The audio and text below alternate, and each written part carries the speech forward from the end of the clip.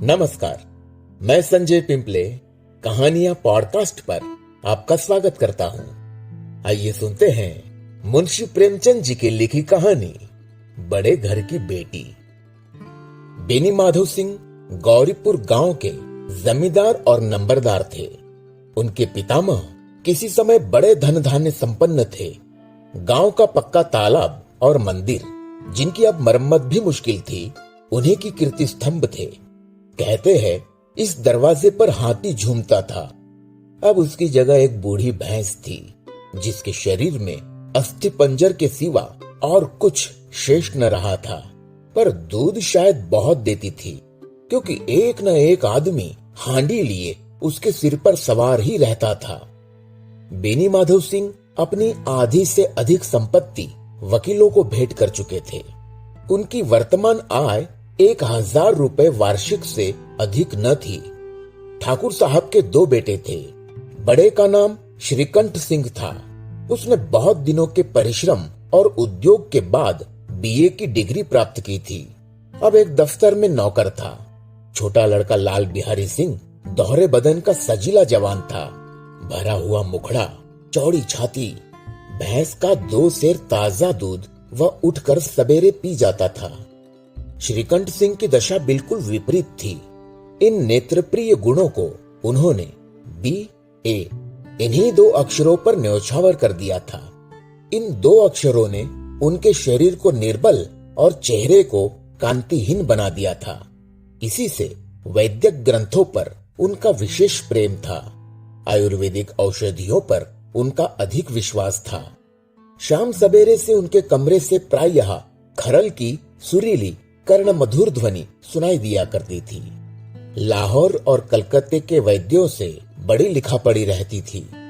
श्रीकंठ इस अंग्रेजी डिग्री के अधिपति होने पर भी अंग्रेजी सामाजिक प्रथाओं के विशेष प्रेमी न थे, बल्कि वह बहुधा बड़े जोर से उसकी निंदा और तिरस्कार किया करते थे। इसी से गांव में उनका बड़ा सम्मान था।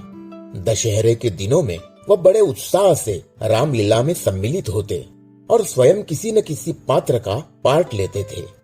गौरीपुर में रामलीला के वही जन्मदाता थे। प्राचीन हिंदू सभ्यता का गुणगान उनकी धार्मिकता का प्रधान अंग था। सम्मिलित कुटुंब के तो वो एकमात्र उपासक थे। आजकल स्त्रियों को कुटुंब में मिलजुल कर रहने की जो अरुचि होती है, उसे वह जाति और देश दोनों के लिए हानिकारक समझते थे। यही कारण था कि गांव की ललनाएं उनकी निंदक थी। कोई कोई तो उन्हें अपना शत्रु समझने में भी संकोच न करती थी। स्वयं उनकी पत्नी को ही इस विषय में उनसे विरोध था। ये इसलिए नहीं कि उसे अपने सास ससुर, देवर या जेठ आदि से घृणा थी, बल्कि उसका विचार था कि यदि बहुत कुछ सहने और तरह देने पर भी परिवार के साथ निर्वाह न हो सके, तो आए दिन की कलह से जीवन को नष्ट करने की अपेक्षा यही उत्तम है कि अपनी खिचड़ी अलग पकाई जाए। आनंदी एक बड़े उच्च कुल की लड़की थी। उसके बाप एक छोटी सी रियासत के ताल्लुकेदार थे। विशाल भवन, एक हाथी, 3 कुत्ते, बाज, बहरी शिकरे, झाड़ फानूस, ऑनरेरी मैजिस्ट्रेटी और ऋण, जो एक प्रतिष्ठित ताल्लुकेदार के भोग्य पदार्थ है, सभी यहाँ विद्यमान थे। नाम था भूप सिंह। बड़े उदार चित्त और प्रतिभाशाली पुरुष थे, पर दुर्भाग्य से लड़का एक भी न था। 7 लड़कियां हुई और दैव योग से सबकी सब जीवित रही। पहली उमंग में तो उन्होंने 3 ब्याह दिल खोल कर किए, पर 15-20 हजार रुपयों का कर्ज सिर पर हो गया तो आंखें खुली, हाथ समेट लिया। आनंदी चौथी लड़की थी। वो अपनी सब बहनों से अधिक रूपवती और गुणवती थी। इससे ठाकुर भूप सिंह उसे बहुत प्यार करते थे। सुंदर संतान को कदाचित उसके माता पिता भी अधिक चाहते हैं। ठाकुर साहब बड़े धर्म संकट में थे कि इसका विवाह कहाँ करे। न तो यही चाहते थे कि ऋण का बोझ बढ़े, और न यही स्वीकार था कि उसे अपने को भाग्यहीन समझना पड़े। एक दिन श्रीकंठ उनके पास किसी चंदे का रुपया मांगने आया। शायद नागरी प्रचार का चंदा था। भूप सिंह उनके स्वभाव पर रिझ गए और धूमधाम से श्रीकंठ सिंह का आनंदी के साथ ब्याह हो गया। आनंदी अपने नए घर में आई तो यहाँ का रंग ढंग कुछ और ही देखा। जिस टीम टाम की उसे बचपन से ही आदत पड़ी हुई थी, वो यहाँ नाम मात्र को भी न थी। हाथी घोड़ों का तो कहना ही क्या, कोई सजी हुई सुंदर बहली तक न थी। रेशमी स्लीपर साथ लाई थी, पर यहाँ बाग कहा। मकान में खिड़कियां तक न थी, न जमीन पर फर्श, न दीवार पर तस्वीरें। ये एक सीधा सादा देहाती गृहस्थ का मकान था, किंतु आनंदी ने थोड़े ही दिनों में अपने को इस नई अवस्था के ऐसा अनुकूल बना लिया मानो उसने विलास के सामान कभी देखे ही न थे। एक दिन दोपहर के समय लाल बिहारी सिंह 2 चिड़िया लिए हुए आया और भावज से बोला, जल्दी से पका दो, मुझे भूख लगी है। आनंदी भोजन बनाकर उसकी राह देख रही थी। अब वो नया व्यंजन बनाने बैठी। हांडी में देखा तो घी पाव भर से अधिक न था। बड़े घर की बेटी किफायत क्या जाने, उसने सब घी मांस में डाल दिया। लाल बिहारी खाने बैठा तो दाल में घी न था। बोला, दाल में घी क्यों नहीं छोड़ा? आनंदी ने कहा, घी सब मांस में पड़ गया। लाल बिहारी जोर से बोला, अभी परसों घी आया है, इतना जल्द उठ गया? आनंदी ने उत्तर दिया, आज तो कुल पाव भर रहा होगा, वो सब मैंने मांस में डाल दिया। जिस तरह सूखी लकड़ी जल्दी से जल उठती है, उसी तरह क्षुधा से बावला मनुष्य जरा जरा सी बात पर तिनक जाता है। लाल बिहारी को भावज की ये ढिठाई बहुत बुरी मालूम हुई। तिनक कर बोला, मैके में तो चाहे घी की नदी बहती हो। स्त्री गालियां सह लेती है, मार भी सह लेती है, पर मैके की निंदा उससे नहीं सही जाती। आनंदी मुंह फेर कर बोली, हाथी मरा भी तो 9 लाख का, वहां इतना घी नित्य नाई कहार खा जाते हैं। लाल बिहारी जल गया, थाली उठाकर पलट दी और बोला, जी चाहता है जीभ पकड़कर खींच लूं। आनंदी को भी क्रोध आ गया, मुंह लाल हो गया। बोली, वो होते तो आज इसका मजा चखाते। अब अपड़ उज्जड़ ठाकुर से न रहा गया। उसकी स्त्री एक साधारण जमींदार की बेटी थी। जब जी चाहता उस पर हाथ साफ कर लिया करता था। खड़ाऊ उठाकर आनंदी की ओर जोर से फेंकी और बोला, जिसके गुमान पर भूली हुई हो उसे भी देखूंगा और तुम्हें भी। आनंदी ने हाथ से खड़ाऊ रोकी, सिर बच गया, पर उंगली में बड़ी चोट आई। क्रोध के मारे हवा से हिलते पत्ते की भांति कांपती हुई अपने कमरे में आकर खड़ी हो गई। स्त्री का बल और साहस, मान और मर्यादा पति तक है। उसे अपने पति के ही बल और पुरुषत्व का घमंड होता है। आनंदी खून का घूंट पीकर रह गई। श्रीकंठ सिंह शनिवार को घर आया करते थे। बृहस्पति को यह घटना हुई थी। 2 दिन तक आनंदी कोप भवन में रही, न कुछ खाया न पिया, उनकी बाट देखती रही। अंत में शनिवार को वह नियमानुकूल संध्या समय घर आए और बाहर बैठकर कुछ इधर उधर की बातें, कुछ देशकाल संबंधी समाचार तथा कुछ नए मुकदमों आदि की चर्चा करने लगे। ये वार्तालाप 10 बजे रात तक होता रहा। गांव के भद्र पुरुषों को इन बातों में ऐसा आनंद मिलता था कि खाने पीने की भी सुधि न रहती थी। श्रीकंठ को पिंड छुड़ाना मुश्किल हो जाता था। ये 2-3 घंटे आनंदी ने बड़े कष्ट से काटे। किसी तरह भोजन का समय आया, पंचायत उठी, एकांत हुआ तो लाल बिहारी ने कहा, भैया भैया आप जरा भाभी को समझा दीजिएगा कि मुंह संभाल कर बातचीत किया करे, नहीं तो एक दिन अनर्थ हो जाएगा। बेनी माधव सिंह ने बेटे की ओर से साक्षी दी। हाँ, बहू बेटियों का ये स्वभाव अच्छा नहीं कि मर्दों के मुंह लगे। लाल बिहारी, वो बड़े घर की बेटी है तो हम भी कोई कुर्मी काहर नहीं है। श्रीकंठ ने चिंतित स्वर में पूछा, आखिर बात क्या हुई? लाल बिहारी ने कहा, कुछ भी नहीं, यूं ही आप उलझ पड़ी।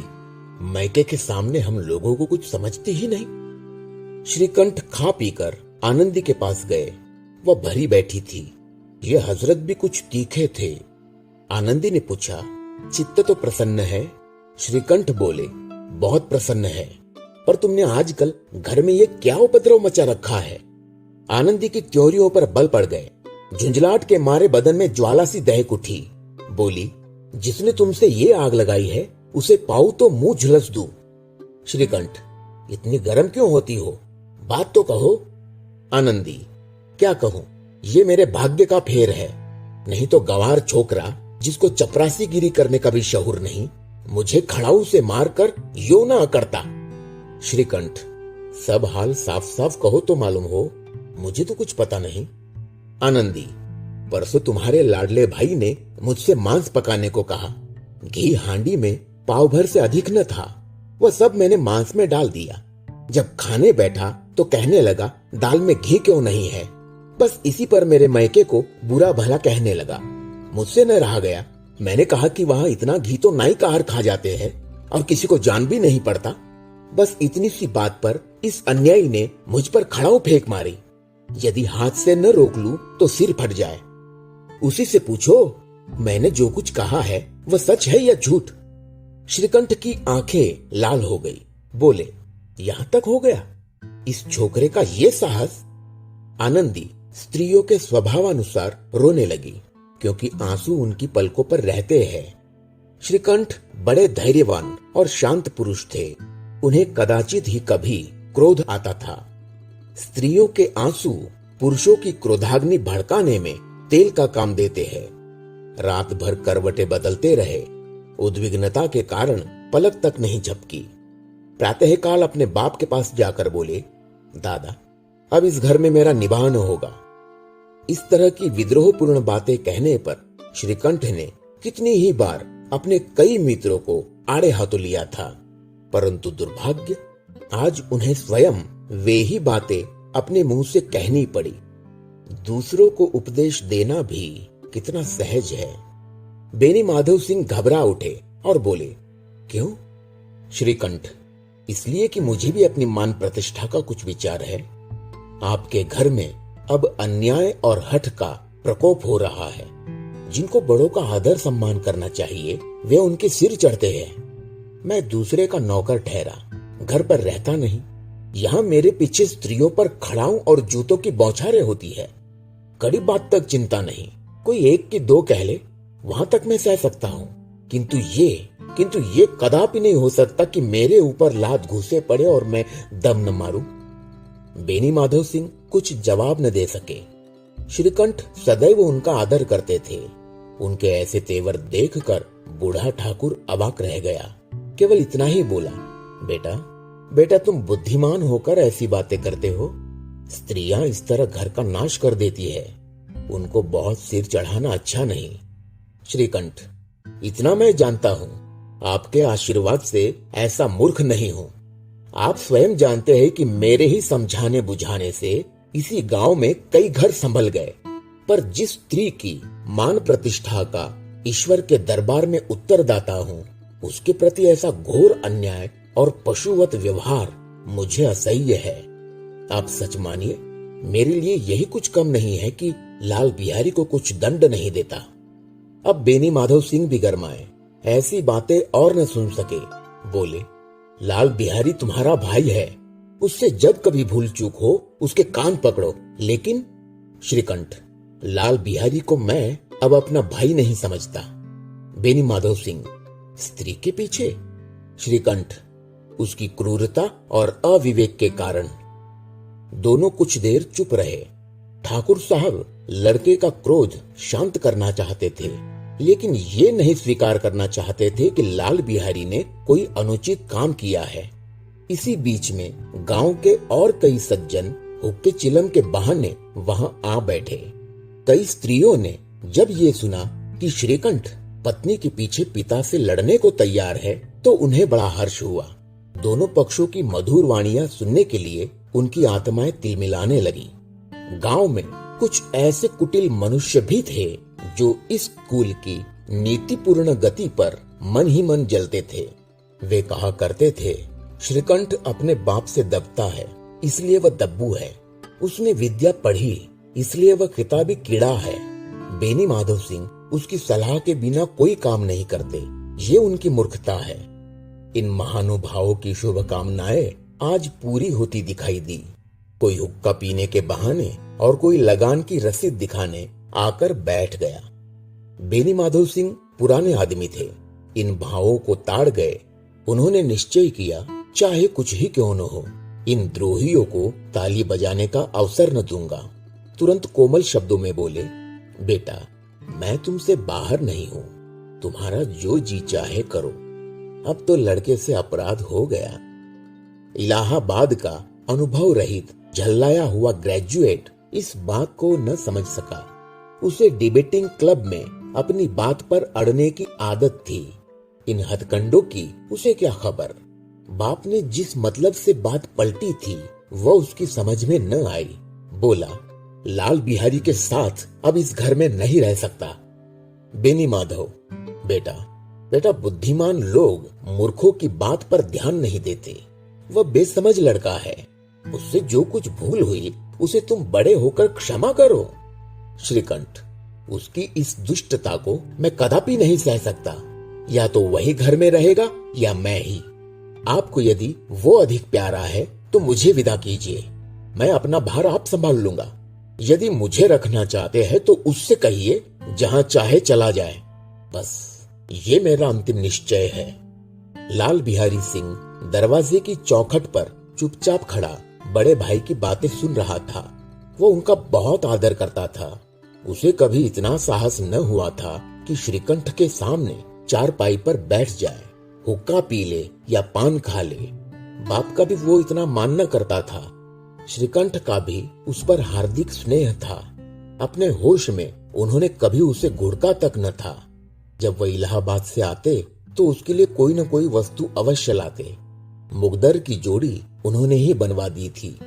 पिछले साल जब उसने अपने से 1.5 जवान को नाग पंचमी के दिन दंगल में पछाड़ दिया तो उन्होंने पुलकित होकर अखाड़े में ही जाकर उसे गले लगा लिया था। 5 रुपए के पैसे लुटाए थे। ऐसे भाई के मुंह से आज ऐसी हृदय विदारक बात सुनकर लाल बिहारी को बड़ी ग्लानि हुई। वह फूट फूट कर रोने लगा। इसमें संदेह नहीं कि अपने किए पर पछता रहा था।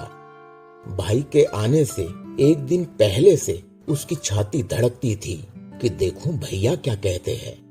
मैं उनके सम्मुख कैसे जाऊंगा, उनसे कैसे बोलूंगा, मेरी आंखें उनके सामने कैसे उठेंगी।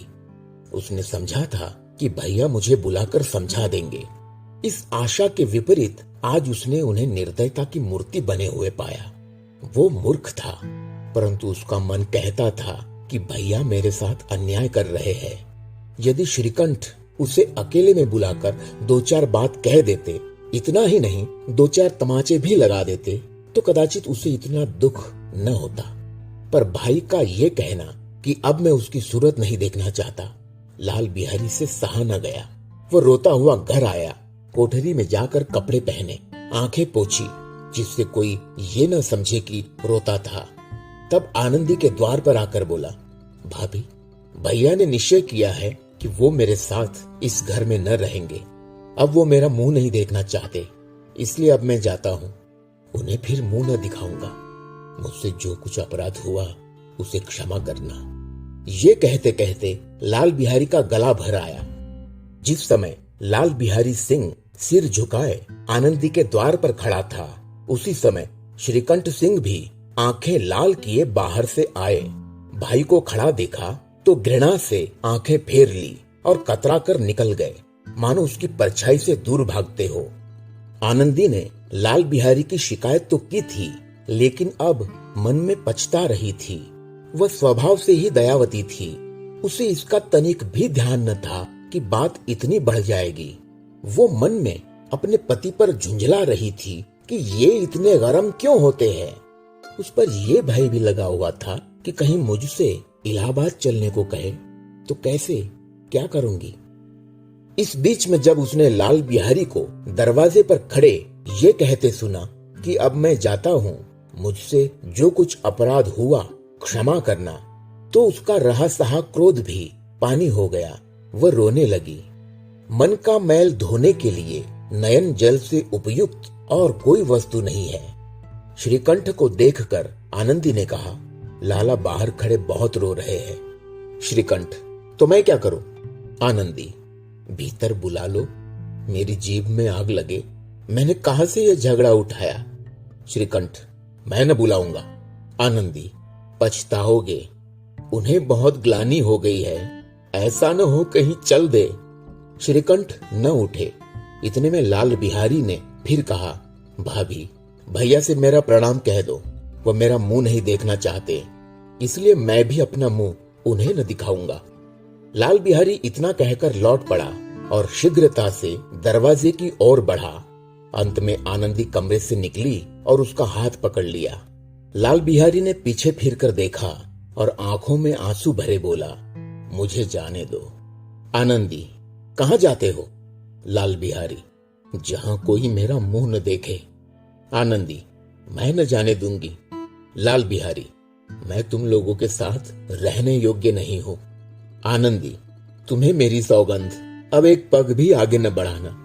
लाल बिहारी, जब तक मुझे ये न मालूम हो जाए कि भैया का मन मेरी तरफ से साफ हो गया, तब तक मैं इस घर में कदापि न रहूंगा। आनंदी, मैं ईश्वर को साक्षी देकर कहती हूं कि तुम्हारी ओर से मेरे मन में तनिक भी मैल नहीं है। अब श्रीकंठ का हृदय भी पिघला। उन्होंने बाहर आकर लाल बिहारी को गले लगा लिया। दोनों भाई खूब फूट फूट कर रोए। लाल बिहारी ने सिसकते हुए कहा, भैया, अब कभी मत कहना कि तुम्हारा मुंह न देखूंगा। इसके सिवा आप जो दंड देंगे मैं सहर्ष स्वीकार करूंगा। श्रीकंठ ने कांपते हुए स्वर से कहा, लल्लू, लल्लू, इन बातों को बिल्कुल भूल जाओ। ईश्वर चाहेगा तो फिर ऐसा अवसर न आएगा। बेनी माधव सिंह बाहर से आ रहे थे। दोनों भाइयों को गले मिलते देखकर आनंद से पुलकित हो गए। बोल उठे, बड़े घर की बेटियां ऐसी ही होती है, बिगड़ता हुआ काम बना लेती है। गांव में जिसने ये वृत्तांत सुना, उसी ने इन शब्दों में आनंद की उदारता को सराहा। बड़े घर की बेटियां ऐसी ही होती है, बड़े घर की बेटियां ऐसी ही होती है।